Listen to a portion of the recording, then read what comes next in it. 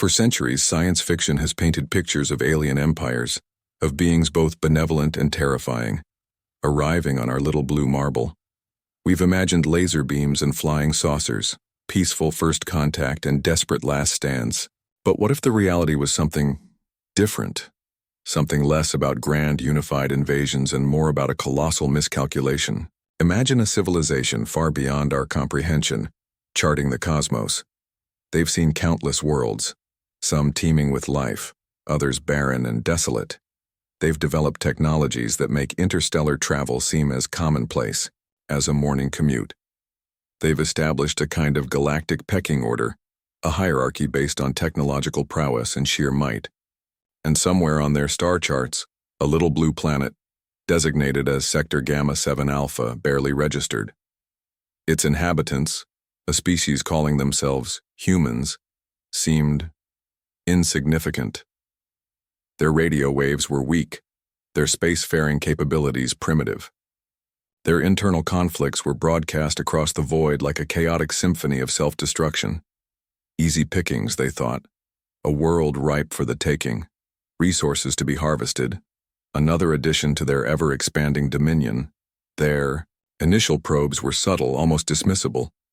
Strange atmospheric phenomena, unexplained signals, whispers in the static. Our scientists, initially baffled, soon began to piece together fragments of a puzzle far larger and more unsettling than they could have imagined. There were patterns in the anomalies, a deliberate, almost arrogant survey of our defenses, our infrastructure, our capabilities. They were studying us like ants under a microscope, convinced of their overwhelming superiority. The first real contact wasn't a grand landing on the White House lawn, no booming pronouncements of galactic overlordship. It was surgical. A small, heavily armed detachment, cloaked in advanced stealth technology, infiltrated a remote military outpost in the desolate reaches of the Arctic. Their mission? To assess human military strength firsthand, to gauge their reaction time, their weaponry, their tactical thinking. They expected a swift and easy subjugation. They were about to be very, very wrong. Inside the dimly lit, snow-covered outpost, Sergeant Eva Rostova huddled over a thermal imaging screen. The biting Arctic wind howled outside, rattling the reinforced windows. It was a quiet night, the kind of quiet that made a seasoned soldier like her uneasy. Suddenly, a flicker on the edge of the screen. Not animal, not human, something else. It moved with a speed and agility that defied natural physics, its thermal signature unlike anything she had ever seen. Before she could raise the alarm, the door hissed open, and 3 figures materialized in the doorway. They were tall, their limbs elongated, their skin a shimmering obsidian. Their eyes glowed with an unsettling, cold intelligence, and the energy, weapons they held hummed with lethal intent. What followed was not the swift clinical takedown the aliens had anticipated. Eva, fueled by adrenaline and years of training, reacted instantly. A guttural yell ripped from her throat as she lunged for the emergency alarm, even as a searing energy blast grazed her arm. The other soldiers, jolted from their routine watch, scrambled for their weapons. The cramped confines of the outpost erupted in a chaotic symphony of gunfire and alien energy pulses. The air filled with the smell of ozone and burning metal. The humans, these seemingly primitive inhabitants, fought with a ferocity born not of advanced technology, but of something far more potent, an unwavering will to defend their home. News of the attack spread like wildfire through the military channels. Initial reports were fragmented, unbelievable. But the physical evidence, the alien weaponry, the strange metallic residue, the eyewitness accounts of soldiers who barely survived, painted a terrifying picture. This wasn't a terrorist attack. This wasn't some new form of conventional warfare. This was first contact. Hostile contact. General Jian Li, a man whose calm demeanor had weathered countless crises, stared at the holographic projections flickering in the war room. Satellite imagery showed unusual energy signatures appearing and disappearing across the globe. Sensor readings indicated objects moving at impossible speeds in Earth's orbit. The pieces were falling into place, revealing a chilling truth. We were not alone, and they were not here to make friends. The Galactic Empire, confident in their overwhelming power, had underestimated something crucial about humanity. They had seen our divisions, our petty squabbles, our self-inflicted wounds. They had failed to see the underlying resilience, the fierce loyalty to our own, the stubborn refusal to yield.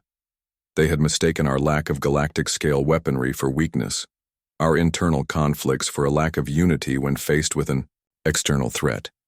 They were about to learn a very harsh lesson. A lesson written in fire and fury, a lesson delivered by the very species they deemed insignificant. They thought Earth was easy. They were about to meet the human military, and the encounter would change the course of galactic history forever. What happens next? That's a story for another time. The initial shockwave of the Arctic attack rippled through the world's governments and military organizations. Denials and disbelief quickly gave way to grim realization as more inexplicable events unfolded. Unidentified aerial phenomena, far exceeding the capabilities of any known terrestrial aircraft, were sighted over major cities. Communication satellites flickered and died, their sophisticated systems inexplicably failing. Strange energy surges disrupted power grids, plunging vast swathes of continents into darkness. The world, so interconnected and reliant on its technology, suddenly felt vulnerable, exposed. General Lee found himself at the epicenter of the unfolding crisis. The war room, usually a place of controlled tension and strategic planning, buzzed with a frantic energy. Reports flooded in from every corner of the globe, each more alarming than the last. Cryptographers worked tirelessly, trying to decipher the alien communication signals that now pulse through the electromagnetic spectrum, a language utterly alien to human ears. Intelligence analysts pored over grainy surveillance footage, trying to make sense of the fleeting glimpses of the extraterrestrial intruders. One recurring element in the scattered reports was the efficiency and precision of the alien attacks. They targeted key infrastructure, communication hubs, military command centers, strategic resource depots, with surgical accuracy, suggesting a level of pre-invasion reconnaissance that was deeply unsettling. It was as if they had been studying us for a long time, patiently waiting for the opportune moment to strike. As the world grappled with this terrifying new reality, pockets of resistance began to form. Military units, caught off guard but far from defeated, rallied. Soldiers, trained for conventional warfare, found themselves facing an enemy unlike any they had ever encountered.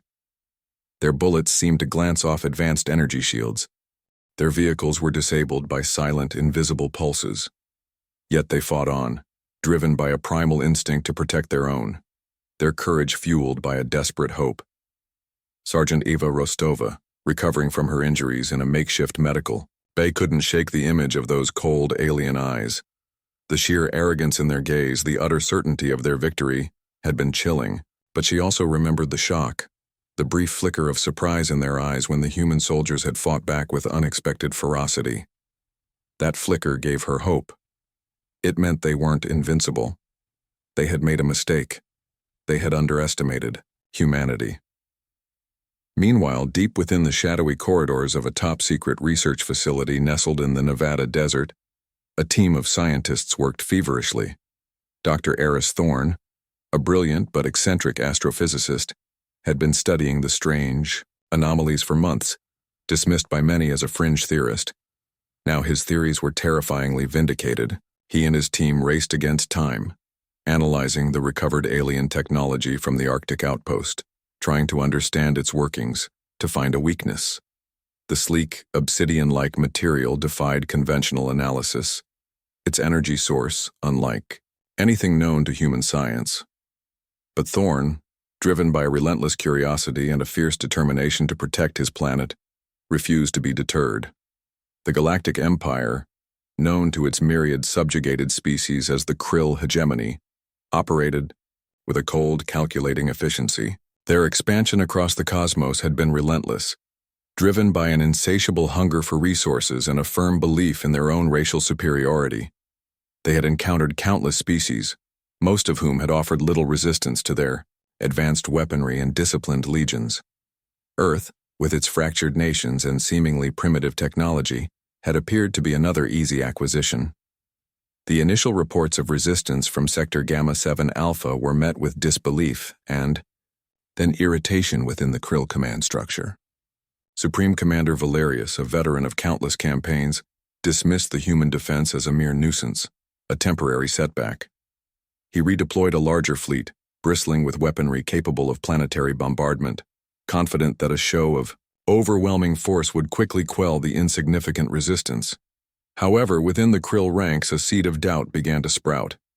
Xenolinguist Kalen, a scholar tasked with deciphering the human communication signals, found himself increasingly disturbed by the data he was processing.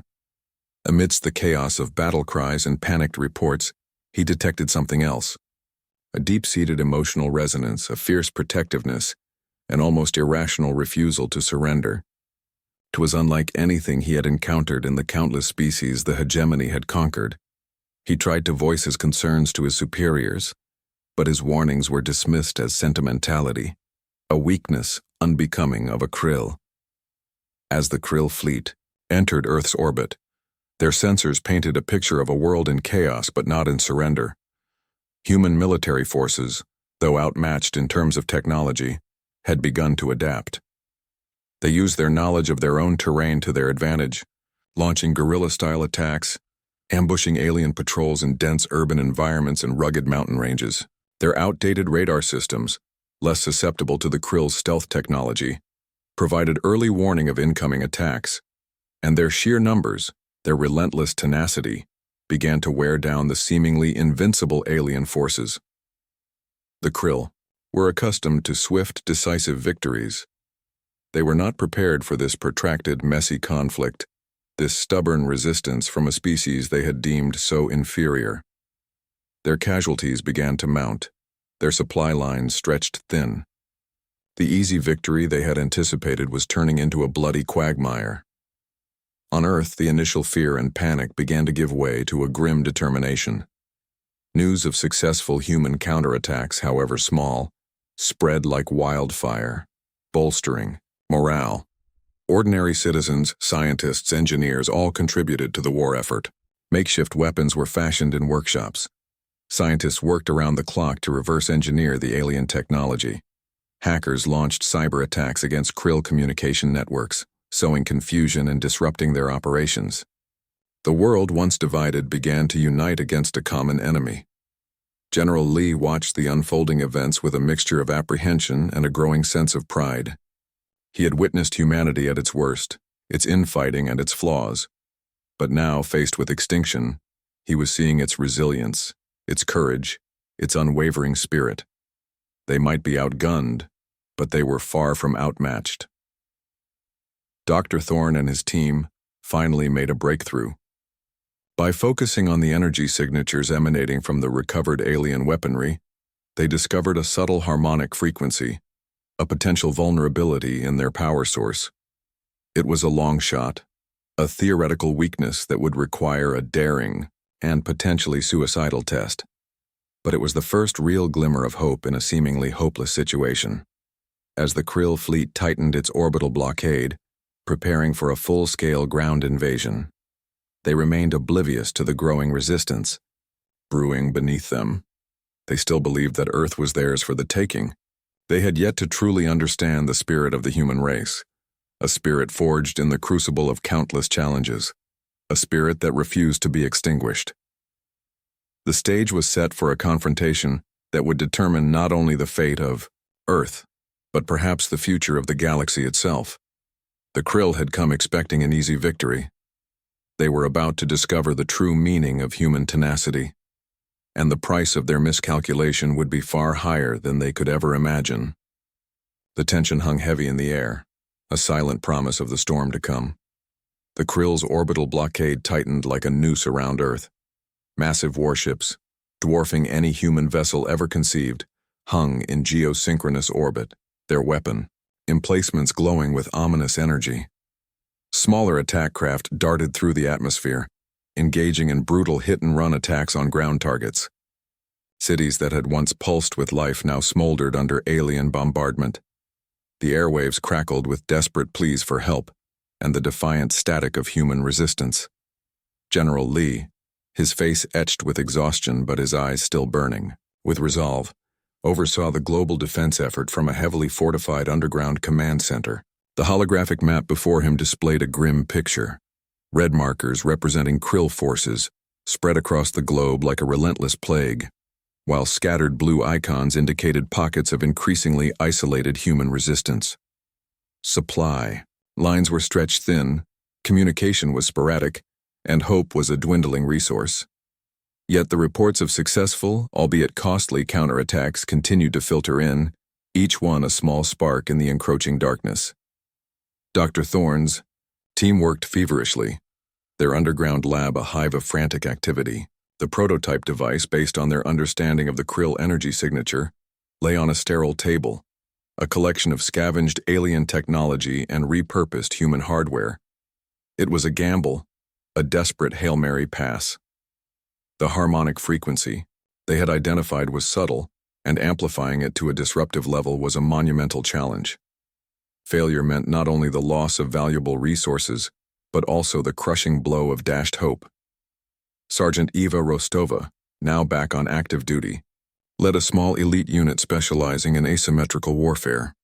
They moved like ghosts through the ravaged urban landscapes, using the debris and shadows to their advantage, ambushing Krill patrols and disrupting their supply lines.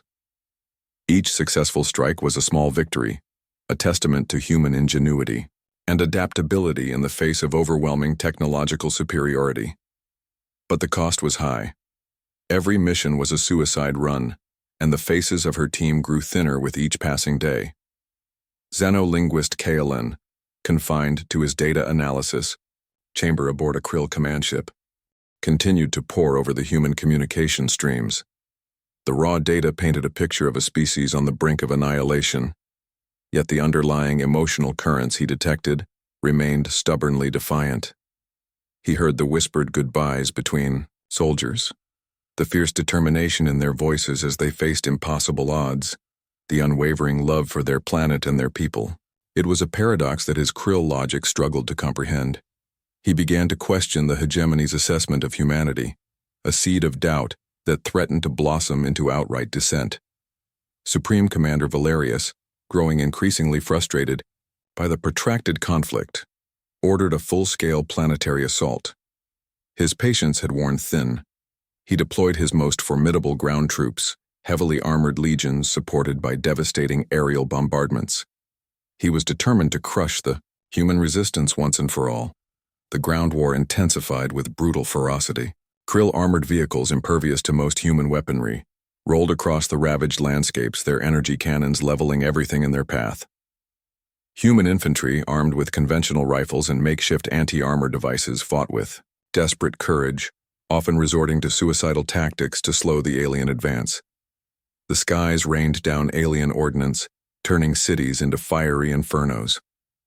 In the underground lab, the moment of truth arrived.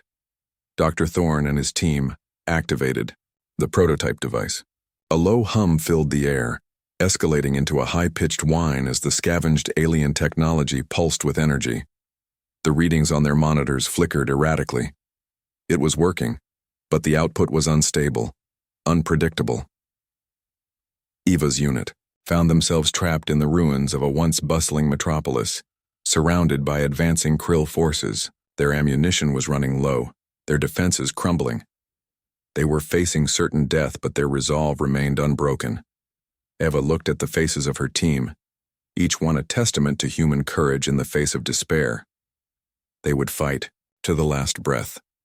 Kaelin, witnessing the escalating brutality of the ground assault through intercepted human transmissions, could no longer remain silent. He transmitted a coded message, a desperate warning, through a rarely used subspace channel, hoping it would reach the human resistance. He knew the risks were immense, that discovery would mean certain execution, but the sheer scale of the impending human annihilation compelled him to act. General Lee received Kaelin's message, a cryptic string of alien characters that his cryptographers struggled to decipher. But within the complex patterns, Dr. Thorne recognized a mathematical sequence, a harmonic resonance that matched their findings. It was a warning, and perhaps something more. a key. As the Krill forces prepared for their final push, as Ava's unit braced for their last stand, as Dr. Thorne's team struggled to stabilize their volatile device, the fate of Earth hung precariously in the balance. The tension was palpable, the silence before the storm. The next few hours would determine whether humanity would be extinguished from the galactic map, or whether a spark of defiance could ignite into a flame of hope. The climax was fast approaching, the collision of two vastly different civilizations, hurtling towards an inevitable and potentially devastating confrontation. The world held its breath, waiting to see if humanity's spirit could triumph over seemingly insurmountable odds. As the Krill legions advanced, their heavy armor thrumming, across the ruined cityscape, Eva's unit prepared for their final desperate stand. They had taken refuge in the skeletal remains of a skyscraper, its shattered windows offering a limited field of fire. Ammunition was critically low, and their makeshift defenses wouldn't hold for long against the Krill's energy weapons. Yet, their spirits remained unbroken, a quiet determination hardening their gazes. They would make the Krill pay for every inch of ground, every life lost. General Lee's command center buzzed with a renewed sense of urgency.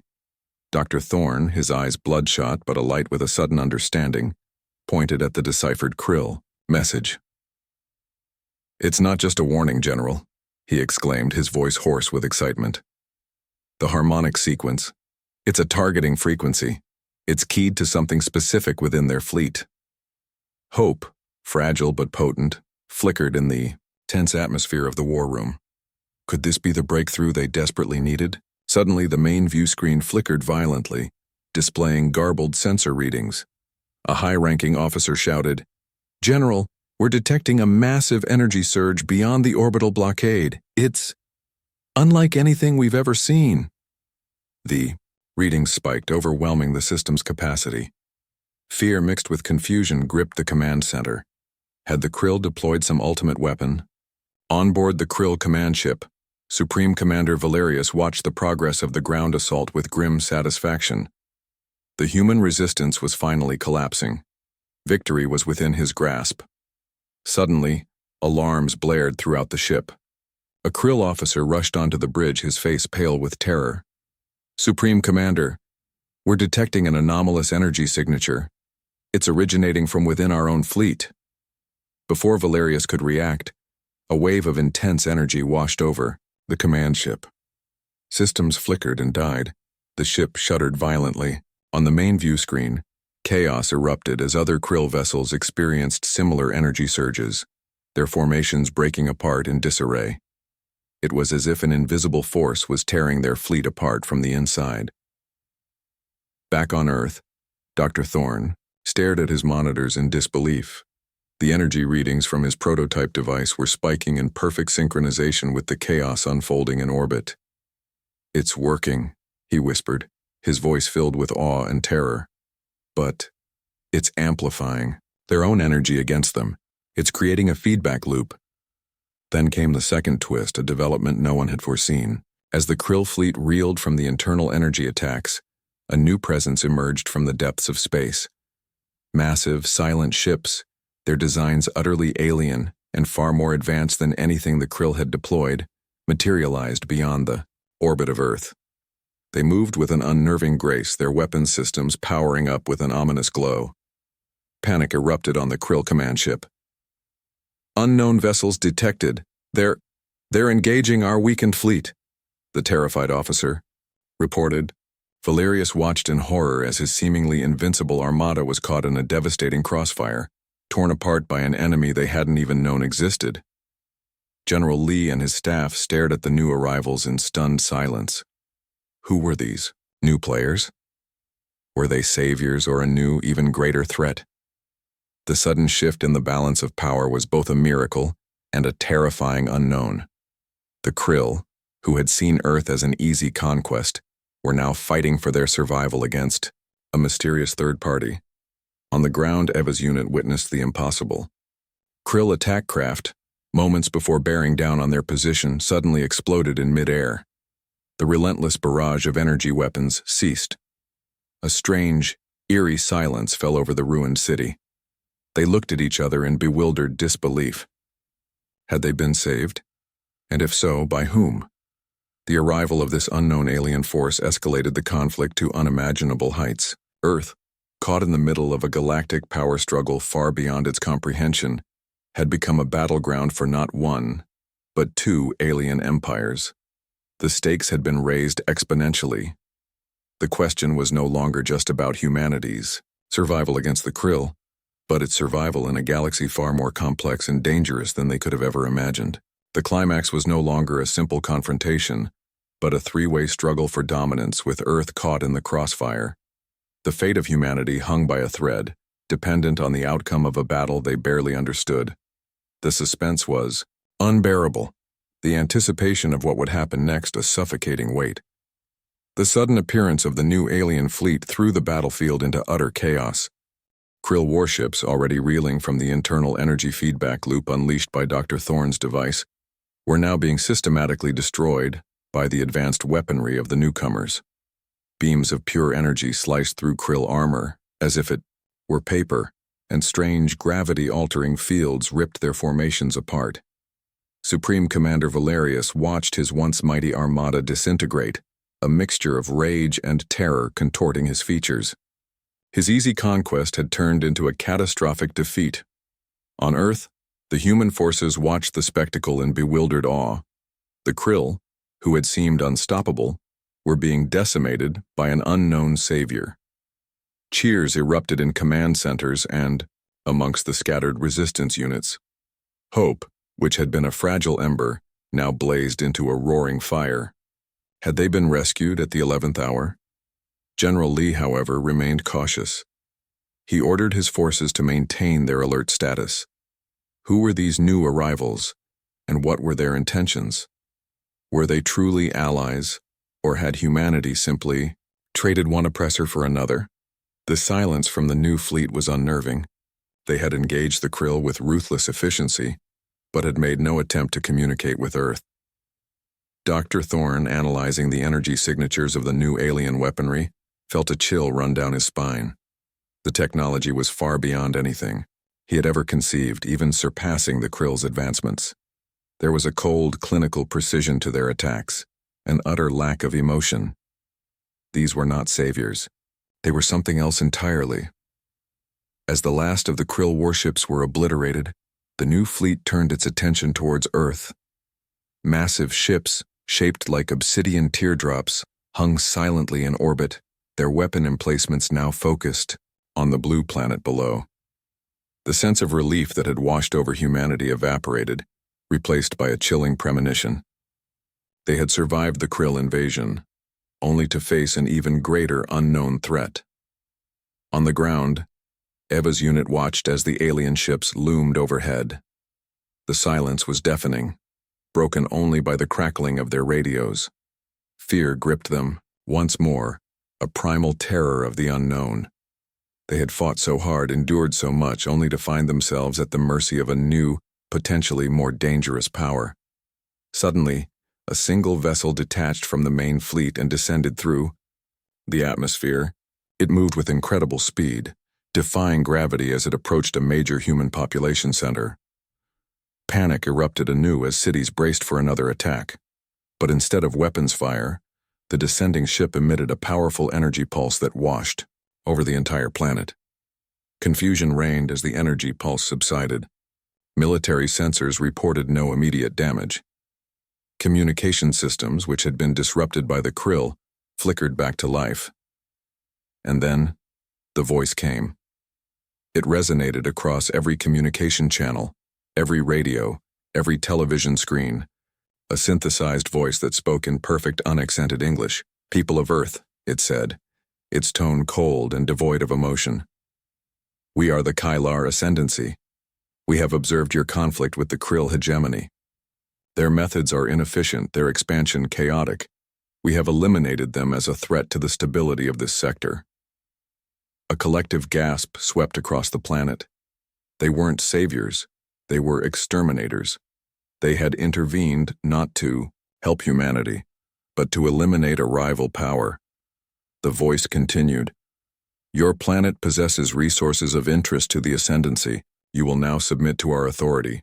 Resistance is futile. The climax had arrived, but not in the way anyone had expected. The Krill invasion had been defeated, but Earth now faced a far more formidable and indifferent power. The battle for survival was far from over. It had merely entered a new, more terrifying phase. The unexpected twist had raised the stakes to unimaginable levels. Humanity had survived one alien invasion, only to find itself facing subjugation by a force beyond their wildest nightmares. The fight for Earth had just begun. The silence that followed the Keelar Ascendancy's pronouncement was heavy with dread, and the chilling realization that their struggle for freedom had just taken a dark and unforeseen turn. The chilling pronouncement of the Keelar Ascendancy hung in the air, a death knell for any hope of true liberation. The swift and brutal efficiency with which they had eradicated the Krill left no doubt about their capabilities or their intentions. Earth, having barely survived one alien onslaught, now stood defenseless before a far more advanced and seemingly emotionless empire. The initial relief had curdled into a profound and terrifying despair. General Lee, his face grim, addressed his staff. "They didn't save us," he stated, his voice heavy with realization. "They simply eliminated a competitor. We were just collateral damage in their galactic power play." The holographic map now displayed the imposing formations of the Keelar fleet, their obsidian ships radiating an aura of cold, implacable power. The question was no longer how to defeat an invader, but how to survive a conqueror. Dr. Thorne, his earlier excitement replaced by a grim determination, analyzed the Keelar energy signature. It was far more complex and stable than the Krill technology, almost beyond human comprehension. Yet within the intricate patterns he detected subtle variations, minute fluctuations that hinted at a fundamental principle, a potential point of interaction. It was a long shot, a whisper of possibility in the face of overwhelming odds, but it was all they had. Sergeant Eva Rostova, along with the remnants of her unit, emerged from the ruins, the eerie silence of the city amplifying their exhaustion and despair. They had fought so hard, lost so many, only to face a new, even more daunting enemy. The faces of her team reflected a grim resolve. They were soldiers. They would not surrender. Across the globe, the initial shock began to give way to a simmering defiance. The Keelar's demand for immediate submission was met with a stunned silence, but beneath the surface, a familiar human stubbornness began to stir. The hard-won lessons from the Krill invasion had not been forgotten. Humanity might be outmatched, but they were not broken. The Keelar Ascendancy, accustomed to swift and unchallenged subjugation, grew impatient with Earth's lack of response. A smaller detachment of their ships descended further into the atmosphere, positioning themselves over key strategic locations. A new ultimatum echoed across the globe, this time carrying a thinly veiled threat of planetary bombardment. General Lee, in a desperate gamble, authorized Dr. Thorne's team to initiate their experimental countermeasure.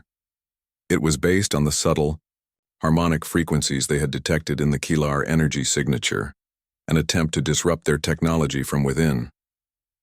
The risks were immense. Failure could provoke an immediate and devastating retaliation, but inaction meant certain enslavement.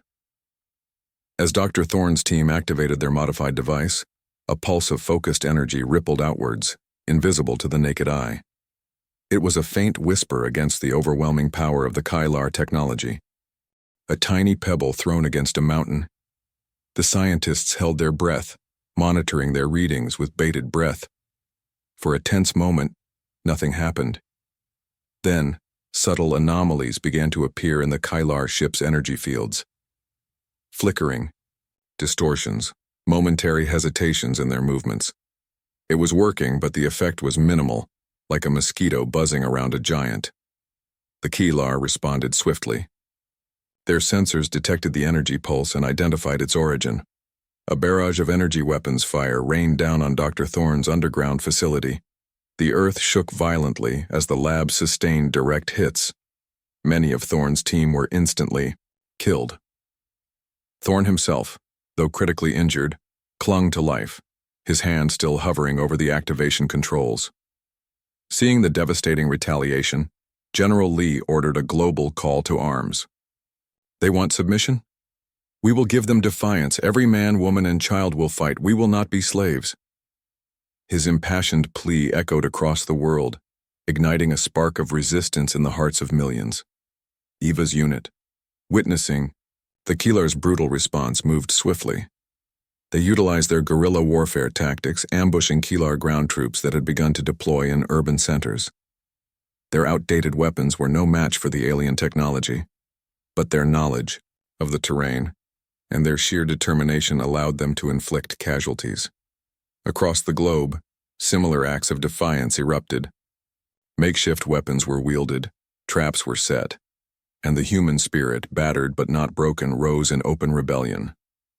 They might not have the advanced technology of their oppressors, but they had something the Killar clearly underestimated: a fierce love for their home and an unyielding will to be free.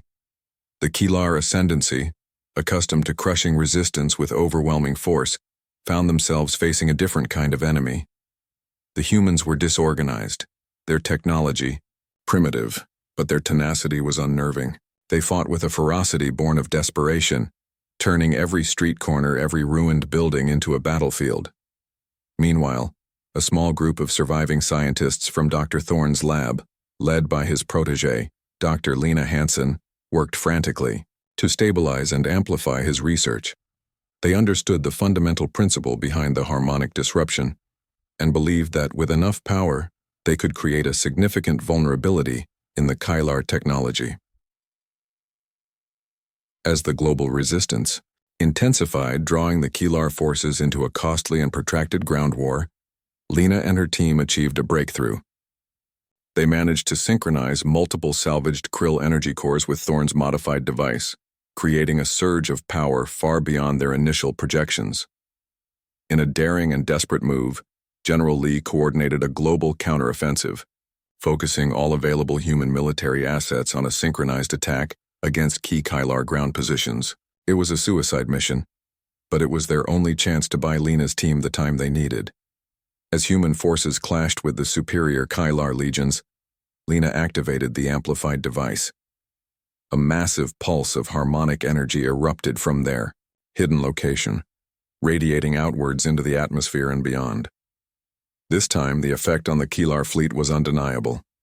Their ships shuddered violently, their energy shields flickered and collapsed, their advanced weaponry sputtered and died. Chaos erupted within the Killar fleet.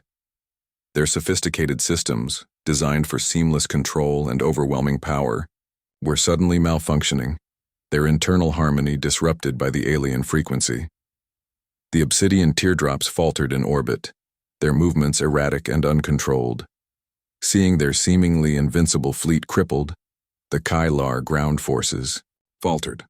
Their technological superiority, the source of their confidence, had been neutralized. The tide of the battle began to turn.